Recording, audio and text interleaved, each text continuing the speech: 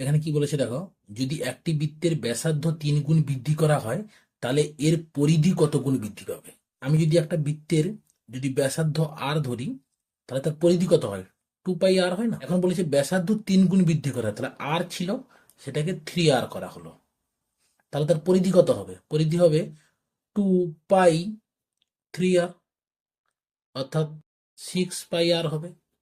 ছিল 2πr, হয়ে গেল 6πr, তাহলে কত বৃদ্ধি পেল, বৃদ্ধি পেল 6πr থেকে যেটা ছিল 2πr সেটা বাদ দাও, তাহলে হয়ে গেল কত, 4πr, অর্থাৎ 2πr, অর্থাৎ ছিল 2πr, কত গুণ বৃদ্ধি পেল, 2 গুণ বৃদ্ধি পেল।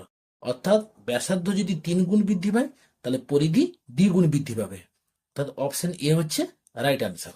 তোমাদের হোমওয়ার্ক এইটা থাকলো যে যদি একটি বৃত্তের ব্যাসার্ধ 6% বৃদ্ধি পায় তাহলে তার ক্ষেত্রফল কত পার্সেন্ট বৃদ্ধি পাবে।